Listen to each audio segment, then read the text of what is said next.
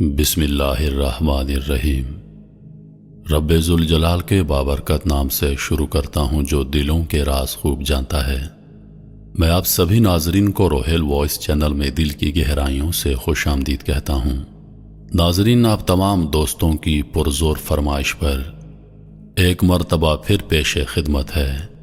قبر میں مجھ پہ کیا بیتی، ایک مردے کی آپ بھی تھی۔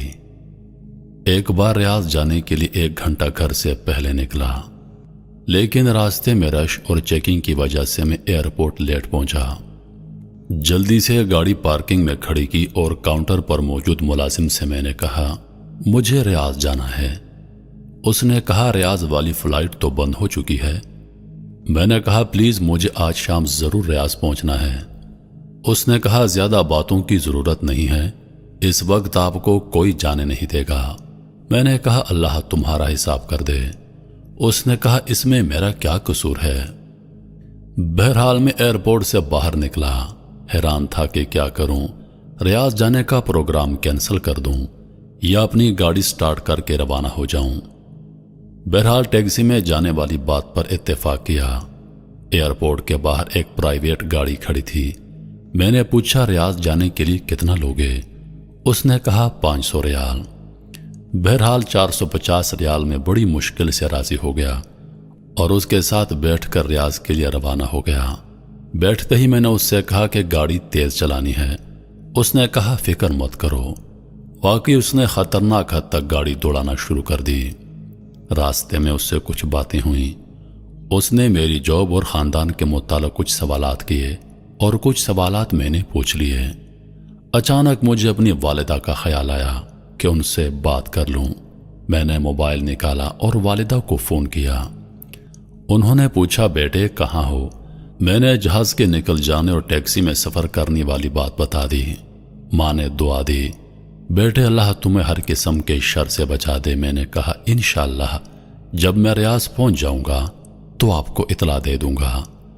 قدرتی طور پر میرے دل پر ایک پریشانی چھا گئی اور مجھے ایسا لگ رہا تھا جیسے کوئی مصیبت میرا انتظار کر رہی ہو۔ اس کے بعد میں نے اپنی بیوی کو فون کیا۔ میں نے اسے بھی ساری بات بتا دی اور اسے ہدایت کی کہ بچوں کا خیال رکھے، بالخصوص چھوٹی بچی کا۔ اس نے کہا جب سے تم گئے ہو مسلسل آپ کے بارے میں پوچھ رہی ہے۔ میں نے فوراً کال پر بیٹی سے بات کی اور کہا کوئی چیز چاہیے؟ وہ بولی ہاں میرے لیے چاکلیٹ لے کر آؤ۔ بچی نے کہا بابا آپ کب آئیں گے؟ میں نے کہا ابھی تھوڑی دیر میں آ جاؤں گا۔ اس کے بعد میں اپنی سوچوں میں گم ہو گیا کہ اچانک ڈرائیور کے سوال نے مجھے چونکا دیا۔ پوچھا کیا میں سگریٹ پی سکتا ہوں؟ میں نے کہا بھائی تم مجھے نیک اور سمجھدار انسان لگتے ہو، تم کیوں خود کو اور اپنے مال کو نقصان پہنچاتے ہو؟ اس نے کہا میں نے پچھلے رمضان میں بہت کوشش کی کہ سگریٹ چھوڑ دوں لیکن کامیاب نہ ہو سکا۔ میں نے کہا اللہ تعالیٰ نے تمہیں بڑی قوت دی ہے، تم سگریٹ چھوڑنے کا معمولی سا کام نہیں کر سکتے۔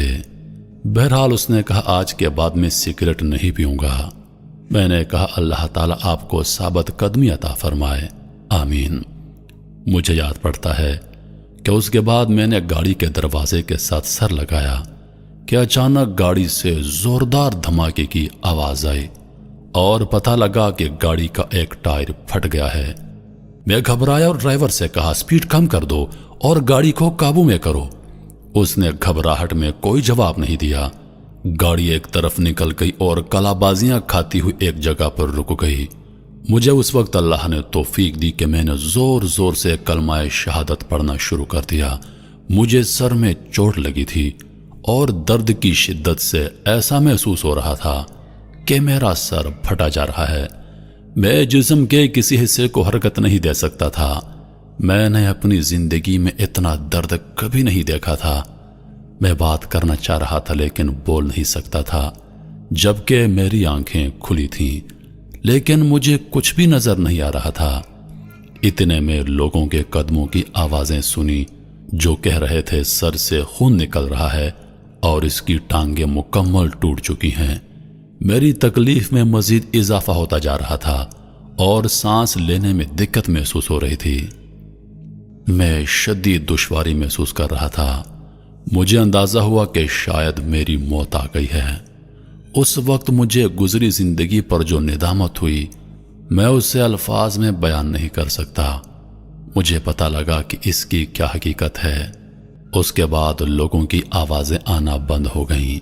मेरी आंखों के सामने मुकम्मल तारीकी छा गई और मैं ऐसा महसूस कर रहा था जैसे मेरे जिस्म को छुरियों से काटा जा रहा हो। इतने में मुझे एक सफेद रेश आदमी नजर आया। उसने कहा, बेटे, ये तुम्हारी जिंदगी की आखिरी घड़ी है। मैं तुम्हें नसीहत करना चाहता हूं क्योंकि अल्लाह ताला ने मुझे तुम्हारे पास भेजा है। मैंने पूछा, क्या है नसीहत? उसने कहा, ईसाईयत की तरगीब। उसने कहा, मैं तुम्हारी मुसीबत को कम कर दूंगा, तुम ईसाईयत कबूल कर लो। जल्दी से बोलो, टाइम खत्म हो रहा है। इसी में तुम्हारी निजात है।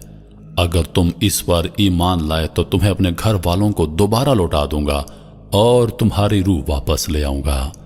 मुझे अंदाजा हुआ कि यह शैतान मरदूद है। मुझे उस वक्त जितनी भी तकलीफ थी और जितनी भी अजियत से दो चार था, लेकिन उसके बावजूद अल्लाह और उसके रसूल पर मेरा पक्का ईमान था। मैंने कहा, भाग जा ए अल्लाह के दुश्मन, तू शैतान मरदूद है। उसका रंग जर्द पड़ गया। वो बोला, तुम्हारी निजात इसी में है कि तुम यहूदी बन जाओ। मैंने कहा, तुम अल्लाह के दुश्मन हो। मैंने इस्लाम की हालत में जिंदगी गुजारी है और मुसलमान होकर मरा हूं। उसने कहा, ईसाईयत कबूल कर लो वरना मैं तुम्हारी मुसीबत और बढ़ा दूंगा और तुम्हारी रूह को कब्ज कर दूंगा। मैंने कहा, मौत तुम्हारे हाथ में नहीं है। जो भी हो, मैं इस्लाम की हालत में मरूंगा। इतने में उसने ऊपर देखा और देखते ही भाग निकला। मुझे लगा जैसे किसी ने उसे डरा दिया हो। अचानक मैंने अजीब किस्म के चेहरों वाले और बड़े बड़े जिस्मों वाले लोग देखे। वो आसमान की तरफ से आए और कहा, अस्सलाम वालेकुम। मैंने कहा, वालेकुम अस्सलाम। उसके बाद वो खामोश हो गए और एक लफ्ज न बोले। उनके पास कफन थे। मुझे अंदाजा हुआ कि मेरी जिंदगी खत्म हो गई। उनमें से एक बड़ा फरिश्ता मेरी तरफ आया और कहा, ए नेक रूह, अल्लाह की मग़फ़िरत और उसकी खुशनुदी की तरफ निकल आ। ये बात सुनकर मेरी खुशी का ठिकाना नहीं रहा।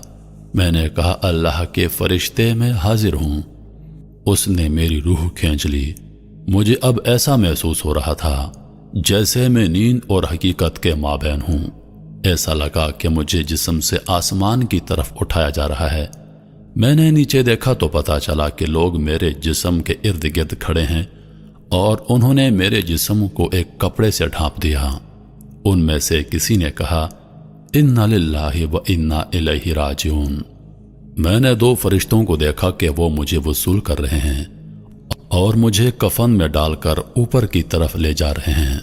मैंने दाएं बाएं देखा तो मुझे उफक के अलावा कुछ नजर न आया। मुझे बुलंदी से बुलंदी की तरफ ले जाया जा रहा था।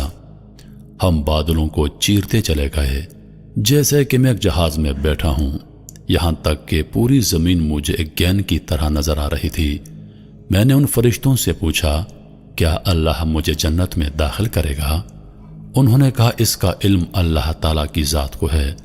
हमें सिर्फ तुम्हारी रूह लेने की जिम्मेदारी सौंपी गई है और हम सिर्फ मुसलमानों पर मामूर हैं।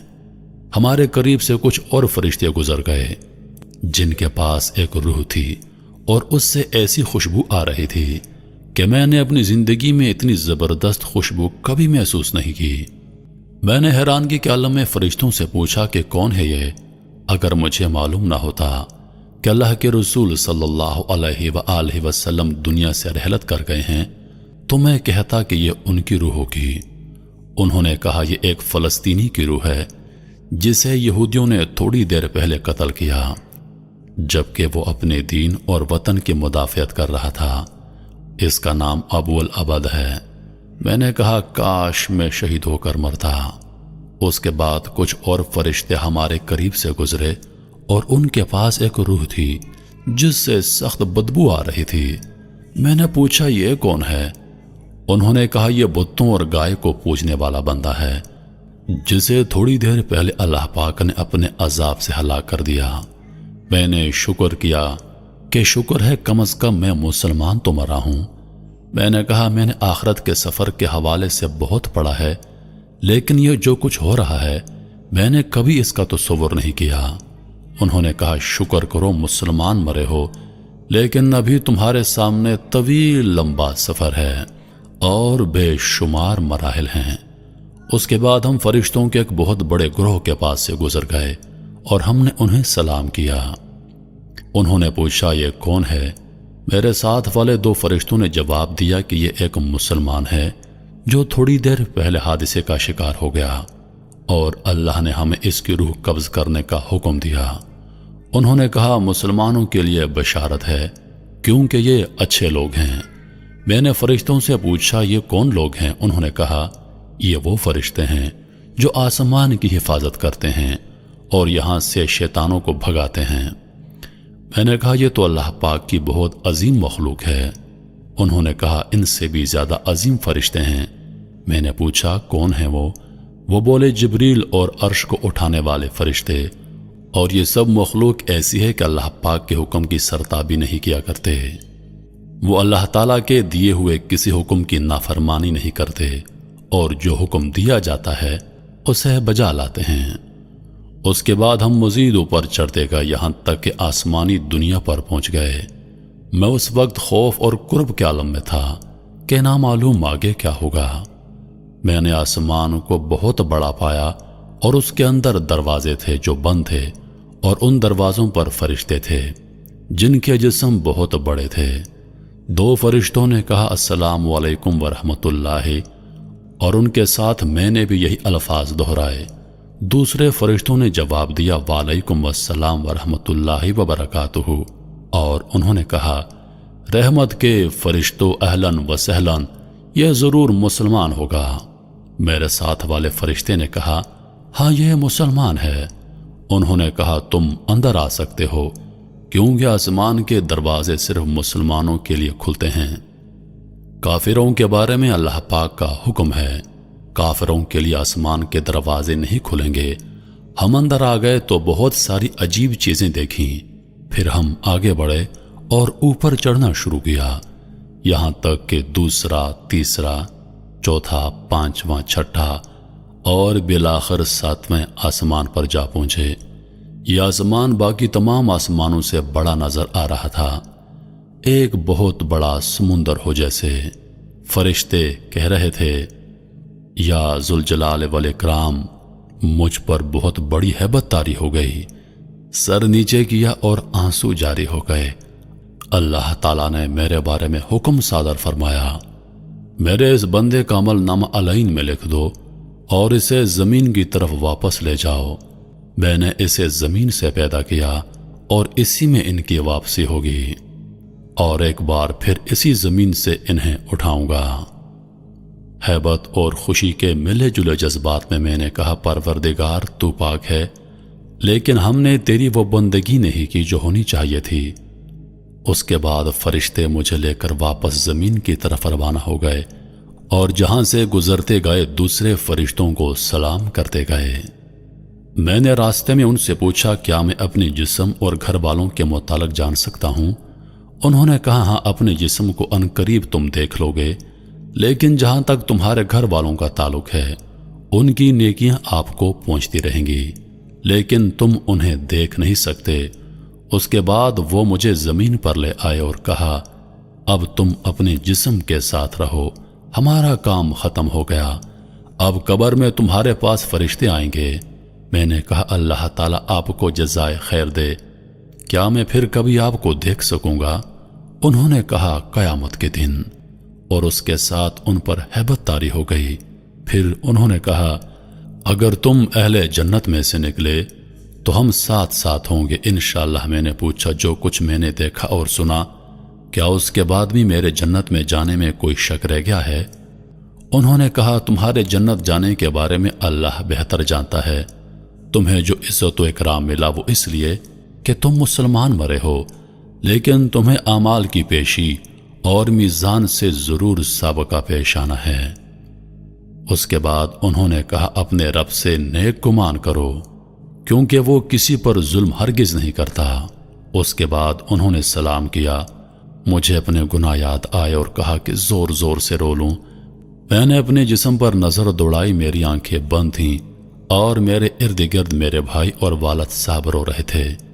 اس کے بعد میرے جسم پر پانی ڈالا گیا تو مجھے پتا چلا کہ مجھے غسل دیا جا رہا ہے۔ ان کے رونے سے مجھے تکلیف ملتی تھی، اور جب میرے والد دعا کرتے کہ اللہ تعالیٰ تم پر رحم فرمائے تو ان کی یہ بات مجھے راحت پہنچاتی۔ اس کے بعد میرے جسم کو سفید کفن پہنایا گیا۔ میں نے اپنے دل میں کہا، افسوس میں اپنے جسم کو اللہ کی راہ میں ختم کرتا، کاش میں شہید مرتا۔ افسوس میں ایک گھڑی بھی اللہ کے ذکر یا نماز یا عبادت کے بغیر نہ گزارتا، کاش میں شب و روز اللہ کی راہ میں مال خرچ کرتا۔ افسوس، ہائے افسوس۔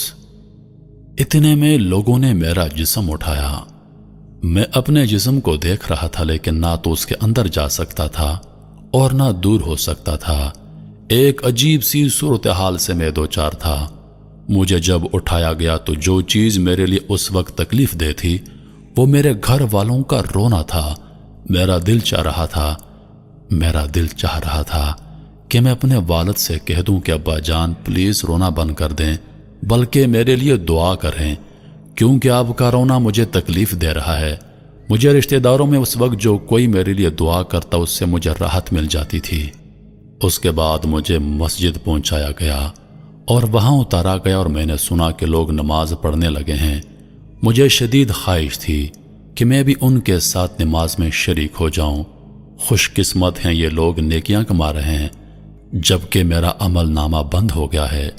نماز ختم ہوئی تو مؤذن نے اعلان کیا کہ نماز جنازہ کے لیے صفیں درست کر لو۔ امام میرے قریب آیا اور نماز جنازہ شروع کی۔ میں حیران ہوا کہ وہاں بہت سارے فرشتے آ گئے جو ایک دوسرے سے باتیں کر رہے تھے کہ نماز پڑھنے والے کتنے لوگ ہیں اور ان میں کتنے موحد ہیں جو اللہ کے ساتھ شرک نہیں کرتے۔ چوتھی تکبیر میں نے دیکھا کہ فرشتے کچھ لکھ رہے ہیں۔ مجھے اندازہ ہوا کہ وہ لوگوں کی دعائیں لکھ رہے ہیں۔ اس وقت میرے دل میں خواہش پیدا ہوئی کہ امام اس رکعت کو مزید لمبی کر دے، کیونکہ لوگوں کی دعاؤں سے مجھے عجیب سی راحت اور سرور مل رہا تھا۔ نماز ختم ہوئی اور مجھے اٹھا کر قبرستان کی طرف لے گئے۔ راستے میں کچھ لوگ دعائیں مانگ رہے تھے اور کچھ لوگ رو رہے تھے۔ میں حیران و پریشان تھا کہ نہ معلوم میرے ساتھ کیا ہونے والا ہے۔ مجھے اپنے تمام گناہ اور غلطیاں اور ظلم اور جو غفلت کی گھڑیاں میں نے دنیا میں گزاری تھیں، ایک ایک چیز سامنے آ رہی تھی۔ ایک شدید ہیبت کا عالم تھا جس میں گزر رہا تھا۔ الغرض قبرستان پہنچا کر مجھے اتارا گیا۔ اس وقت مختلف قسم کی آوازیں سننے میں آئیں۔ کوئی کہہ رہا تھا جنازے کو راستہ دے دو، کوئی کہہ رہا تھا اس کی طرف لے جاؤ، کوئی کہتا قبر کے قریب رکھ دو۔ یا اللہ، میں نے کبھی اپنے بارے میں ایسی باتیں نہیں سوچی تھیں۔ مجھے قبر میں روح اور جسم کے ساتھ اتارا گیا، لیکن انہیں میرا صرف جسم نظر آ رہا تھا، روح نظر نہیں آ رہی تھی۔ اس کے بعد لحد کو بند کرنا شروع کر دیا گیا۔ میرا دل چاہا کہ چیخ چیخ کر کہہ دوں کہ مجھے یہاں اکیلا مت چھوڑو، پتہ نہیں میرے ساتھ کیا ہوگا، لیکن میں بول نہیں سکتا تھا۔ الغرض مٹی ڈالنی شروع ہوئی اور قبر میں گھپ اندھیرا چھا گیا۔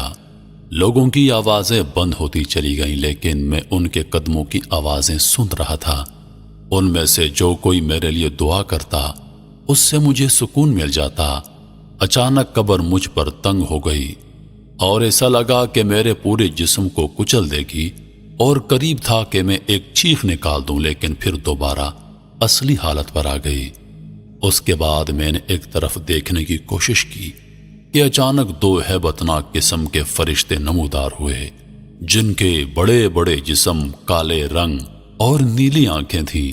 ان کی آنکھوں میں بجلی جیسی چمک تھی، اور ان میں سے ایک کے ہاتھ میں گرز تھا۔ اگر اس سے پہاڑ کو مار دے تو اسے ریزہ ریزہ کر دے۔ ان میں سے ایک نے مجھے کہا کہ بیٹھ جاؤ، تو میں فوراً بیٹھ گیا۔ پھر اس نے کہا، من ربو کا، تمہارا رب کون ہے؟ جس کے ہاتھ میں گرز تھا وہ مجھے بغور دیکھ رہا تھا۔ میں نے جلدی سے کہا، ربی اللہ، میرا رب اللہ ہے۔ جواب دیتے وقت مجھ پر کپ کپی طاری تھی، اس لیے نہیں کہ مجھے جواب میں کوئی شک تھا بلکہ ان کے روب کی وجہ سے۔ پھر اس نے مزید 2 سوال کیے، تمہارا نبی کون ہے؟ تمہارا دین کون سا ہے؟ اور الحمدللہ میں نے ٹھیک جوابات دے دیے۔ انہوں نے کہا اب تم قبر کے عذاب سے بچ گئے۔ میں نے پوچھا کیا تم منکر و نکیر ہو؟ انہوں نے جواب دیا کہ ہاں، اور بولے اگر تم صحیح جوابات نہ دیتے تو ہم تمہیں اس گرز سے مارتے اور تم اتنی چیخیں نکالتے کہ اس سے زمین کی ساری مخلوق سن لیتی سوائے انسانوں اور جنوں کے، اور اگر جن اور انسان اسے سن لیں تو بے ہوش ہو جائیں۔ میں نے کہا اللہ کا شکر ہے کہ اس نے مجھے اس مصیبت سے بچا لیا۔ اس کے بعد وہ چلے گئے اور ان کے جانے سے مجھے قدر اطمینان حاصل ہوا۔ ان کے چلے جانے کے ساتھ ہی مجھے سخت گرمی محسوس ہوئی اور مجھے لگا کہ میرا جسم جلنے والا ہے، جیسے کہ جہنم سے کوئی کھڑکی کھولی گئی ہو۔ اتنے میں 2 اور فرشتے نمودار ہوئے اور کہا السلام علیکم۔ میں نے جواب دیا وعلیکم السلام۔ انہوں نے کہا ہم فرشتے ہیں، ہم قبر میں تمہارے اعمال تمہیں پیش کرنے آئے ہیں تاکہ قبر میں قیامت تک تمہیں اپنی نیکیوں کا جو بدلہ ملنا چاہیے وہ بدلہ مل جائے۔ میں نے کہا اللہ کی قسم جس سختی اور اذیت سے میں دوچار ہوں میں نے کبھی اس کے متعلق سوچا نہیں تھا۔ پھر میں نے پوچھا کیا میں ایک سوال کر سکتا ہوں؟ انہوں نے کہا کر لو۔ میں نے پوچھا کیا میں اہل جنت میں سے ہوں اور کیا اتنی ساری تکلیفیں جھیلنے کے بعد بھی میرے لیے جہنم کا خطرہ ہے؟ انہوں نے کہا تم ایک مسلمان ہو، اللہ اور اس کے رسول صلی اللہ علیہ وآلہ وسلم پر ایمان لائے ہو، لیکن جنت جانے کا علم ایک اللہ کے سوا کسی کو نہیں۔ بہرحال اگر تم جہنم چلے بھی گئے تو وہاں ہمیشہ نہیں رہو گے کیونکہ تم موحد ہو۔ یہ سن کر میری آنکھوں سے آنسو جاری ہو گئے اور میں نے کہا اگر اللہ نے مجھے دوزخ میں بھیج دیا تو پتہ نہیں میں وہاں کتنا عرصہ رہوں گا۔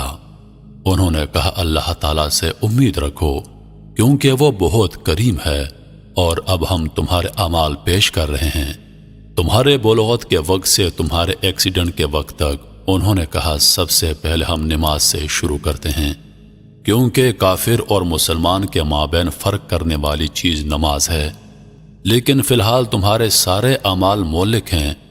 میں نے حیرانگی سے پوچھا میں نے اپنی زندگی میں بہت سارے نیک اعمال کیے ہیں، آخر میرے اعمال مولک کیوں ہیں؟ اور اس وقت جو میں اپنے جسم میں دنیا جہان کی گرمی محسوس کر رہا ہوں اس کی کیا وجہ ہے؟ انہوں نے کہا اس کی وجہ یہ ہے کہ تمہارے اوپر قرضہ ہے جو تم نے مرنے سے پہلے ادا نہیں کیا۔ میں رو پڑا اور میں نے کہا کیسے؟ اور یہ جو میرے اعمال مولک ہیں کیا اس کی وجہ بھی یہی ہے؟ میرا سوال ابھی پورا نہیں ہوا تھا کہ میری قبر میں اچانک روشنی آ گئی اور ایسی خوشبو پھیل گئی کہ اس جیسی خوشبو نہ میں نے اپنی زندگی میں کبھی سونگھی اور نہ مرنے کے بعد۔ اس روشنی سے آواز آئی السلام علیکم۔ میں نے کہا وعلیکم السلام۔ میں نے پوچھا تم کون ہو؟ اس نے کہا میں سورۃ الملک ہوں، میں اس لیے آئی ہوں کہ اللہ سے تیرے لیے مدد طلب کر دوں کیونکہ تم نے میری حفاظت کی تھی اور تمہارے رسول اللہ صلی اللہ علیہ وآلہ وسلم نے تمہیں بتا دیا تھا کہ جو کوئی سورۃ الملک پڑھے گا قبر میں وہ اس کے لیے نجات کا ذریعہ ہوگی۔ میں بہت خوش ہوا۔ میں نے کہا میں نے بچپن میں تمہیں حفظ کر لیا تھا اور میں ہمیشہ نماز اور گھر میں تیری تلاوت کیا کرتا تھا، مجھے اس وقت تمہاری اشد ضرورت ہے۔ اس نے کہا اس لیے تو میں آئی ہوں کہ اللہ تعالیٰ سے دعا کر لوں کہ وہ تمہاری تکلیف کو آسانی میں تبدیل کر دے، لیکن تم سے ایک غلطی ہوئی ہے کہ تم نے لوگوں کے قرضے ادا نہیں کیے۔ میں نے کہا نجات کا کوئی طریقہ ہے؟ اس نے کہا 3 باتوں میں سے کوئی ایک تمہارا مسئلہ حل کر سکتا ہے۔ میں نے جلدی سے کہا وہ کیا ہے؟ اس نے کہا پہلے یہ بتا دو کہ تم نے کوئی کاغذ لکھ کر چھوڑا ہے جسے دیکھ کر تمہارے ورثہ وہ قرضہ ادا کر دیں۔ ورثہ کا نام سن کر میرے آنسو نکل آئے۔ مجھے تمام گھر والے امی ابو بیوی بہن بھائی اور بچے یاد آئے۔ پتہ نہیں میرے بعد ان کا کیا حال ہوگا۔ میری چھوٹی بچی جس کے ساتھ میں نے چاکلیٹ کا وعدہ کیا تھا، اب کون اس کے لیے چاکلیٹ لے کر دے گا؟ میری بیوی کو لوگ بیوہ کہیں گے، کون ان کا خیال رکھے گا؟ سورۃ الملک نے پوچھا، لگ رہا ہے تم کوئی چیز یاد کر رہے ہو۔ میں نے کہا، مجھے اپنے اہل و عیال اور بچے یاد آئے کہ میرے بعد ان کا کیا حل ہوگا۔ سورۃ الملک نے کہا، جس نے انہیں پیدا کیا وہی روزی دے گا اور وہی نگہبان ہے۔ سورۃ الملک کی اس بات سے مجھے کافی تسلی حاصل ہوئی۔ اس کے بعد میں نے پوچھا، کیا میں جان سکتا ہوں کہ میرے اوپر ٹوٹل کتنا قرضہ ہے؟ سورۃ الملک نے کہا، میں نے فرشتے سے پوچھا تو اس نے بتایا کہ 1700 ریال۔ 1000 آپ کے دوست کے ہیں جس کا نام ابو حسن ہے اور باقی مختلف لوگوں کے ہیں۔ میں نے کہا، مختلف لوگ کون ہیں؟ اس نے کہا، دراصل بلوغت سے لے کر آخری دن تک تم سے کئی بار اس بارے میں کوتاہی ہوئی، اس طرح قرضہ بڑھ گیا ہے۔ مثلاً 5 ریال اس دکاندار کے ہیں جس سے آپ نے کوئی چیز خریدی تھی جبکہ آپ کی عمر 15 سال تھی۔ آپ نے اس سے کہا کہ پیسے کل دے دوں گا اور پھر آپ نے انہیں نہیں دیے۔ اس طرح لانڈری والے سے آپ نے کپڑے دھلوائے اور اس کو ادائیگی کرنا بھول گئے۔ کرتے کرتے اس نے سارے لوگوں کے نام بتا دیے اور سارے مجھے یاد آ گئے۔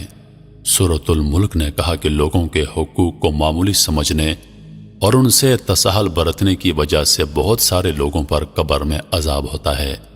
کیا تمہیں اپنے رسول اللہ صلی اللہ علیہ وآلہ وسلم نے خبر نہیں دی تھی کہ شہید کے اعمال روک لیے جائیں گے جب تک اس کا قرضہ ادا نہیں ہوا ہو؟ میں نے کہا، نجات کا کوئی طریقہ ہو سکتا ہے؟ اس نے کہا، پہلا حل تو یہ ہے جس کا قرضہ ہے وہ اپنا قرضہ معاف کر دے۔ میں نے کہا، ان میں سے اکثر تو ان قرضوں کو بھول گئے ہوں گے جس طرح میں بھول گیا تھا، اور ان کو میرے مرنے کی خبر بھی نہ ہوگی۔ اس نے کہا، پھر دوسرا حل یہ ہے کہ تمہارے ورثاء تمہاری طرف سے ادائیگی کر دیں۔ میں نے کہا، ان کو میرے قرضوں کی اور میری تکلیف کی کیا خبر ہے جبکہ میں نے کوئی وصیت نامہ بھی نہیں چھوڑا، کیونکہ مجھے موت اچانک آ گئی تھی اور مجھے ان ساری مشکلات کا علم نہیں تھا۔ سورۃ الملک نے کہا، ایک اور حل ہو سکتا ہے لیکن میں تھوڑی دیر بعد تمہیں بتا دوں گی، اور اب میں جاتی ہوں۔ میں نے کہا، خدا را مت جائیے کیونکہ تمہارے جانے سے تاریکی ہو جائے گی جو میری موجودہ تکلیف میں اضافے کا باعث ہوگی۔ سورۃ الملک نے کہا، میں زیادہ دیر کے لیے نہیں جا رہی بلکہ تمہارے لیے کوئی حل نکالنے جا رہی ہوں۔ اس کے بعد سورۃ الملک چلی گئی اور میں گھپ اندھیرے میں اکیلا رہ گیا۔ ہیبت اور تکلیف کے باوجود میں نے کہا، یا ارحم الراحمین، اور اے ہر اکیلے کے ساتھی، اس قبر کی تاریکی میں میری مدد کر۔ لیکن فوراً مجھے خیال آیا کہ میں تو دارالحساب میں ہوں، اب دعاؤں کا کیا فائدہ؟ زیادہ دیر نہ گزری تھی کہ میں نے ایک مانوس آواز سن لی۔ میں نے آواز پہچان لی، یہ میرے والد بزرگوار کی آواز تھی جو کہہ رہے تھے، السلام علیکم ورحمۃ اللہ وبرکاتہ۔ میں نے کہا، وعلیکم السلام، لیکن میرا جواب انہیں کون پہنچائے؟ پھر انہوں نے کہا، اللہم اغفر لی۔ پھر انہوں نے روتے ہوئے کہا، اے اللہ، میں اس بیٹے سے راضی ہوں، تو بھی اس سے راضی ہو جا۔ میرے والد صاحب جب دعا مانگ رہے تھے تو دعا کے دوران ایک زبردست روشنی میری قبر میں آئی۔ یہ دراصل رحمت کا فرشتہ تھا جو میرے والد کی دعا کو نوٹ کر رہا تھا، اور جب تک والد نہیں گئے تھے وہ میرے ساتھ رہا۔ میرے والد صاحب جب واپس ہو گئے تو فرشتے نے کہا، تیرے والد کی دعا آسمانوں تک جائے گی اور انشاءاللہ اللہ تعالیٰ اس کو قبول کرے گا، کیونکہ والد کی دعا اپنے بیٹے کے لیے مستجاب ہوتی ہے۔ میں نے تمنا کی کہ کاش میرے والد میری قبر پر زیادہ دیر کے لیے ٹھہرتے اور دعا مزید لمبی کرتے، کیونکہ ان کی دعا کی وجہ سے مجھے کافی آرام ملا۔ میں نے فرشتے سے پوچھا، کیا میں ایک سوال کر سکتا ہوں؟ اس نے کہا، پوچھو۔ میں نے کہا، جب سے میں مرا ہوں اب تک کتنا عرصہ گزر گیا ہے؟ اس نے کہا، جب سے تمہاری وفات ہوئی آج تیسرا دن ہے اور اس وقت ظہر کا وقت ہے۔ میں نے حیرانگی سے کہا، 3 دن اور اتنے سارے معاملات اور واقعات، اور یہ قبر کی تاریکی جبکہ باہر دنیا روشن ہے۔ فرشتے نے کہا تمہارے سامنے بہت لمبا سفر ہے، اللہ اسے تمہارے لیے آسان کر دے۔ میں اپنے آپ کو قابو نہ کر سکا اور رونے لگا، اور ایسا رویا کہ مجھے یاد نہیں پڑتا کہ میں کبھی زندگی میں اتنا رویا ہوں گا۔ میں نے دل میں سوچا کہ اتنا خطرناک سفر اور دنیا میں میری اس قدر اس سفر کے لیے غفلت۔ فرشتے نے جاتے وقت بتا دیا کہ قبر میں موجودہ روشنی تیرے والد کی دعا کی وجہ سے ہے، اور یہ اسی طرح رہے گی جب تک اللہ چاہے گا۔ مجھے پتا چلا کہ والد کا آنا میرے لیے باعث رحمت ہے۔ میں نے تمنا کی کہ کاش میرے ابو میری آواز سن لیں اور میں انہیں بتا دوں کہ ابو میرے قرضوں کی ادائیگی کر دیں اور میری طرف سے صدقے کر دیں، اللہ کے واسطے میرے لیے دعا کریں، لیکن کون ہے جو انہیں بتا دے؟ میں نے محسوس کیا کہ بعض اوقات میرے جسم کی گرمی کم ہو جاتی لیکن اچانک پھر سے بڑھ جاتی۔ میں نے اندازہ لگایا کہ اس کا تعلق میرے حق میں لوگوں کی دعائیں ہیں۔ اچانک میری قبر میں پھر وہی روشنی آئی جو اس سے پہلے میں دیکھ چکا تھا، یعنی سورۃ الملک کی۔ سورۃ الملک نے کہا کہ تمہارے لیے 2 خوشخبریاں ہیں۔ میں نے اشتیاق کے ساتھ فوراً کہا کیا ہیں؟ تمہارے دوست نے اللہ کی خاطر تمہارا قرضہ معاف کر دیا ہے۔ میں نے کہا اللہ تیرا شکر ہے، اور مجھے پتا تھا کہ میری گرمی کم ہو جانے کی وجہ شاید یہی تھی۔ میں نے کہا دوسری بشارت کیا ہے؟ اس نے کہا میں نے اللہ سے بہت درخواستیں کی لیکن انسانوں کے حقوق وہ معاف نہیں کرتا، البتہ اللہ نے ایک فرشتہ بھیج دیا جو تیرے رشتہ داروں میں سے کسی کو خواب میں آئے گا تاکہ وہ تمہارے قرضوں کے متعلق سمجھ جائیں۔ پھر اس نے پوچھا تمہارے خیال میں کون بہتر ہے، جس کو خواب میں فرشتہ کسی شکل کی صورت میں آئے اور پھر وہ اس کو سچا سمجھ کر قرض کی ادائیگی کر دے؟ میں نے اپنی امی کے بارے میں سوچا لیکن پھر سوچا کہ اگر اس نے مجھے خواب میں دیکھا تو رونا شروع کر دے گی اور خواب کی تعبیر نہیں سمجھ سکے گی۔ پھر میں نے تمام رشتہ داروں کے متعلق سوچا اور جو بندہ مجھے بہتر لگا وہ میری بیوی تھی، کیونکہ وہ ہمیشہ خوابوں کو اہتمام دیا کرتی تھی۔ میں نے کہا میری بیوی اگر مجھے خواب میں دیکھ لے تو ہو سکتا ہے وہ اس کی تعبیر سمجھ جائے۔ سورۃ الملک نے کہا میں متعلقہ فرشتے کو اطلاع دیتی ہوں اور اللہ سے دعا کرتی ہوں کہ وہ آپ کی مشکل کو آسان کر دے۔ اس کے بعد سورۃ الملک چلی گئی اور میری قبر میں بدستور وہ روشنی باقی تھی جو میرے والد کی دعا کی برکت سے آئی تھی۔ میں انتظار کرتا رہا جیسے کہ جیل کے اندر ہوں۔ مجھے ٹائم کا کوئی اندازہ نہیں تھا کیونکہ یہاں گھڑی نہیں تھی، نہ نماز، نہ کھانا پینا، نہ کوئی اور مصروفیات۔ دعائیں مانگنا اور ذکر و اذکار بھی بیکار۔ بعض اوقات لوگوں کے قدموں کی آوازیں سن لیتا تو اندازہ کر لیتا کہ شاید کسی کا جنازہ ہے۔ بعض اوقات لوگوں کے ہنسنے کی آوازیں آ جاتی تو مجھے تعجب ہوتا، ان کو اندازہ نہیں کہ ہم کس صورتحال سے دوچار ہیں۔ کافی وقت گزرنے کے بعد اچانک میرے جسم کی گرمی بڑھنی شروع ہو گئی اور میں چیخنے لگا تھا۔ ایسا لگ رہا تھا جیسے میں ایک تندور کے اندر ہوں۔ میرے خوف میں اضافہ ہوتا جا رہا تھا، لیکن پھر اچانک گرمی کم ہونی شروع ہو گئی، یہاں تک کہ بالکل غائب ہو گئی۔ سمجھ میں نہیں آ رہا تھا کہ ایسا کیوں ہو جاتا ہے۔ اس کے بعد ایک بار پھر سورۃ الملک کی روشنی آئی اور مجھے کہا تمہیں مبارک ہو۔ میں نے کہا وہ کیسے؟ اس نے کہا خوابوں کا فرشتہ تمہاری بیوی کو خواب میں گیا اور تمہاری بیوی نے خواب میں تمہیں ایک سیڑھی پر چڑھتے دیکھا اور دیکھا کہ 7 سیڑھیاں باقی ہیں اور تم پریشان کھڑے ہو کیونکہ آگے نہیں چڑھ سکتے۔ پھر وہ فجر کی نماز سے پہلے اٹھی، تمہاری یاد میں روئی اور صبح ہوتے ہی ایک عورت سے رابطہ کیا جو خوابوں کی تفسیر کرتی ہے، اور اس نے اپنا خواب سنایا۔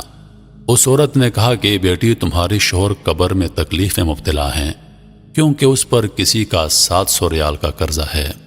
تیری بیوی نے پوچھا کس کا قرض ہے اور ہم کیسے ادا کریں؟ اس نے کہا مجھے معلوم نہیں، اس بارے میں علماء سے معلوم کرو۔ پھر تیری بیوی نے ایک شیخ کی اہلیہ سے رابطہ کیا اور اسے ساری بات بتا دی تاکہ وہ شیخ سے جواب پوچھ لے۔ الغرض شیخ نے کہا کہ میت کی طرف سے صدقہ کر دے، ہو سکتا ہے اللہ تبارک و تعالیٰ اسے قبول کر کے میت کا عذاب ہٹا دے۔ تیری بیوی کے پاس سونا تھا جس کی قیمت 4000 ریال تھی، اس نے وہ سونا تیرے والد کو دے دیا۔ اور تیرے والد نے ان کے ساتھ کچھ رقم مزید لگا کر صدقہ کر دیا اور یوں تیرا مسئلہ حل ہو گیا۔ میں نے کہا الحمدللہ، مجھے اس وقت کوئی تکلیف نہیں، اور یہ سب کچھ اللہ تعالیٰ کے فضل اور تیرے تعاون سے ہوا۔ سورۃ الملک نے کہا اب اعمال والے فرشتے تمہارے پاس آ جائیں گے۔ میں نے پوچھا کیا اس کے بعد بھی میرے لیے کوئی خطرہ ہے؟ اس نے کہا سفر بہت لمبا ہے، ہو سکتا ہے اس میں کئی سال لگ جائیں، لہذا اس کے لیے تیار رہو۔ کئی سال والے جواب نے میری پریشانی میں مزید اضافہ کر دیا۔ سورۃ الملک نے کہا بہت سارے لوگ صرف اس وجہ سے قبروں میں عذاب جھیل رہے ہیں کہ وہ بعض باتوں کو معمولی سمجھتے تھے، جبکہ اللہ کے نزدیک وہ معمولی نہیں ہیں۔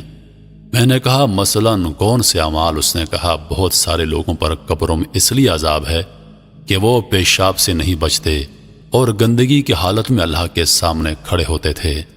اس طرح چغلی، چوری، سود اور مال یتیم کی وجہ سے بہت سارے لوگوں پر عذاب ہو رہا ہے۔ پھر اس نے کہا کہ کچھ لوگوں پر عذاب قبر اس لیے ہے تاکہ قیامت آنے سے پہلے ان کا کھاتا صاف ہو جائے، اور کچھ لوگوں پر قیامت تک عذاب رہے گا اور پھر جہنم میں ڈال دیے جائیں گے۔ میں نے کہا اللہ تعالیٰ کی سزا سے بچنے کی کوئی سبیل ہے؟ سورۃ الملک نے کہا کہ عمل نامہ تو تمہارا ختم ہو چکا ہے، البتہ 3 کام ایسے ہیں جو تمہیں اب بھی فائدہ پہنچا سکتے ہیں۔ میں نے پوچھا وہ کیا ہیں؟ اس نے کہا اہل و عیال کی دعا اور نیک عمل۔ اس کے علاوہ کوئی کام اگر تم نے دنیا میں کیا ہے جو انسانوں کے لیے نفع بخش ہو، مثلاً مسجد کی تعمیر کی ہو، تو اس سے تم مرنے کے بعد بھی مستفید ہوگے۔ اس طرح اگر علم کی نشر و اشاعت میں تم نے حصہ لیا ہو تو وہ بھی تمہارے لیے نفع بخش ہے۔ میں نے کہا میں کتنا بدبخت ہوں کہ دنیا میں کتنے عمل کے مواقع تھے جس سے میں نے کوئی فائدہ نہیں اٹھایا، اور آج بے یار و مددگار قبر میں پڑا ہوں۔ میرا دل چاہا میں چیخ چیخ کر لوگوں کو پکاروں کہ اے لوگو، قبر کے لیے تیاری کر لو۔ خدا کی قسم اگر تم لوگوں نے وہ کچھ دیکھا جو میں نے دیکھا تو مسجدوں سے باہر نہیں نکلو گے اور اللہ کی راہ میں سارا مال لگا دو گے۔ سورۃ الملک نے کہا مردہ لوگوں کی نیکیاں عام طور پر شروع کے دنوں میں بہت ہوتی ہیں، لیکن اس کے بعد رفتہ رفتہ وہ کم ہوتی چلی جاتی ہیں۔ میں نے پوچھا کیا یہ ممکن ہے کہ میرے گھر والے اور میرے رشتہ دار مجھے بھول جائیں گے؟ مجھے یقین نہیں آتا کہ وہ اتنی جلدی مجھے بھول جائیں گے۔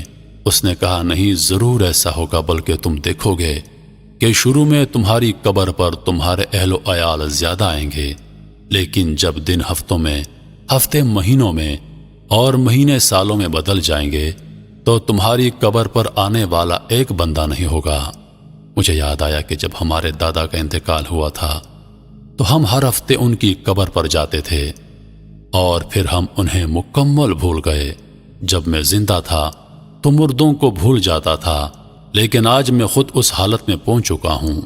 دن، ہفتے اور مہینے گزرتے گئے اور میری مدد کے لیے کوئی نہ آیا سوائے چند اعمال کے جو مجھے پہنچتے تھے، یا میرے والد، بھائیوں اور دوسرے رشتہ داروں کا میری قبر پر آنا جو رفتہ رفتہ کم ہوتا گیا۔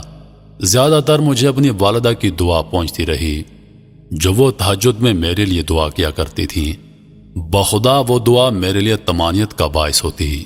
نیک اعمال کا آنا کم ہوتا چلا گیا۔ نامعلوم کیا وجہ تھی کہ سورۃ الملک کا آنا بھی بند ہو گیا۔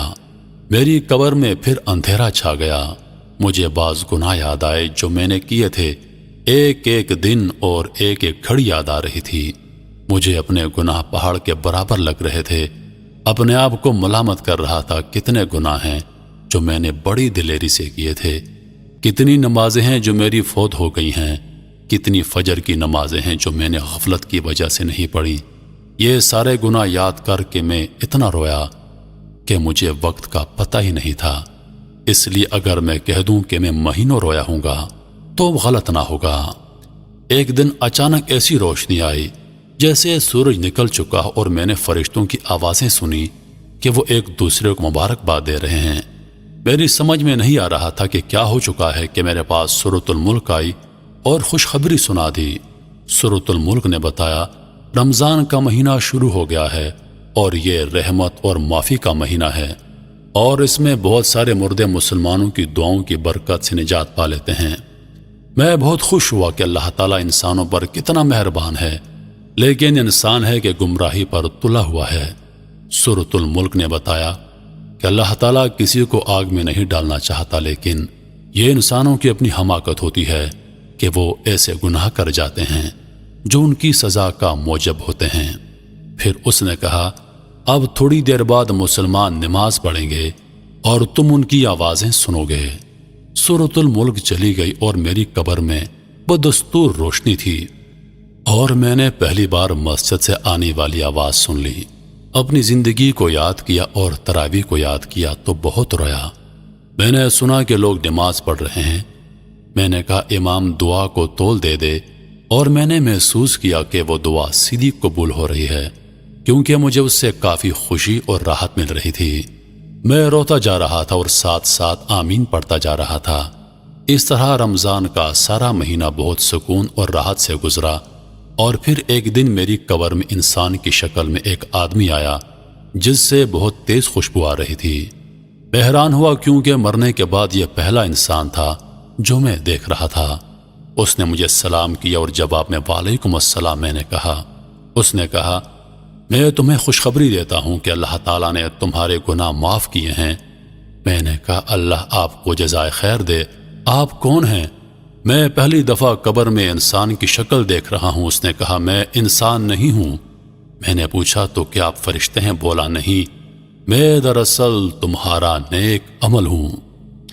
تمہاری نمازیں، تمہارے روزے، حج، انفاق فی سبیل اللہ اور صلح رحمی وغیرہ وغیرہ کو اللہ تعالیٰ نے اس شکل میں تمہارے پاس بھیجا ہے۔ میں بہت خوش ہوا اور اللہ پاک کا شکر ادا کیا۔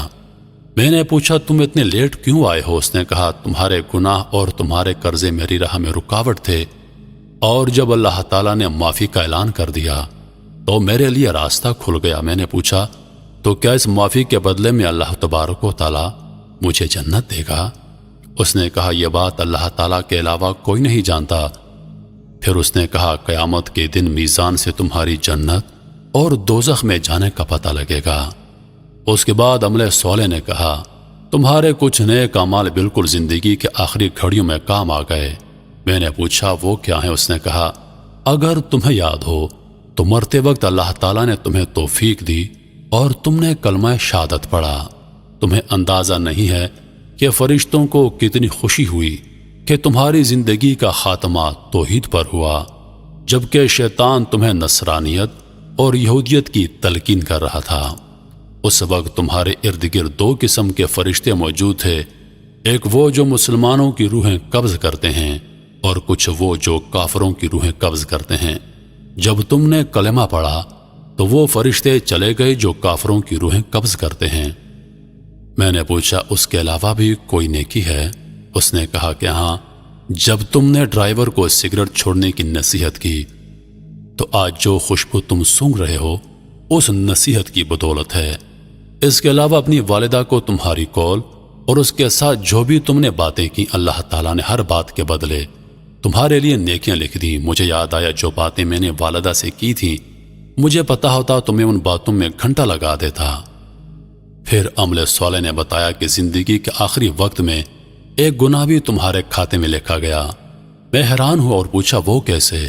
عمل صالح بولا، تم نے بچی سے کہا کہ میں تھوڑی دیر میں آ جاؤں گا، اس طرح تم نے اسے جھوٹ بول دیا۔ کاش مرنے سے پہلے تم توبہ کر لیتے۔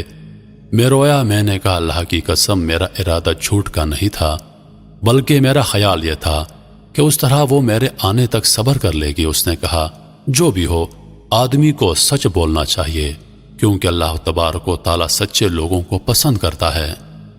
پھر اس نے کہا، تمہاری وہ بات بھی گناہ کے کھاتے میں لکھ دی گئی ہے جو تم نے ایئرپورٹ پر کاؤنٹر پر بیٹھے ایک شخص سے کہہ دی کہ اللہ تمہارا حساب کر دے۔ اس طرح تم نے ایک مسلمان کا دل دکھا دیا۔ میں حیران ہو گیا کہ اتنی معمولی باتیں بھی ثواب اور گناہ کا باعث بنتی ہیں۔ عمل صالح نے مزید بتایا، یہ انسانوں پر اللہ تعالیٰ کا بہت بڑا احسان ہے کہ جب وہ ایک نیکی کریں تو اللہ تبارک و تعالیٰ اسے 10 گنا بلکہ 700 گنا بڑھا دیتا ہے، اور بہترین اعمال وہ ہیں جو اللہ تعالیٰ کو زیادہ محبوب ہیں۔ اس کے بعد میری قبر کھل گئی اور اس میں بہت زیادہ روشنی آ گئی اور فرشتوں کے گروہ در گروہ آتے ہوئے نظر آئے۔ عمل صالح نے بشارت دی کہ آج لیلۃ القدر ہے۔ شب و روز کے میلے میں غفلتوں کے مارے لوگ شاید یہی سمجھتے ہیں کہ ہم نے جس کو دفنایا تھا بس اسی کو مرنا تھا۔ ذرا سوچئے، یہ کہانی عبرت کے لیے لکھی گئی ہے، لیکن احادیث مبارکہ کے بیان کے عین مطابق ہے۔ کیا اس کہانی کے سننے کے بعد بھی ہم آخرت کے لیے فکر مند نہیں ہوں گے؟ کیا اس کہانی کے بعد بھی ہم گناہ کریں گے؟ کیا اس کہانی کے سننے کے بعد بھی ہم فجر کی نماز سے غیر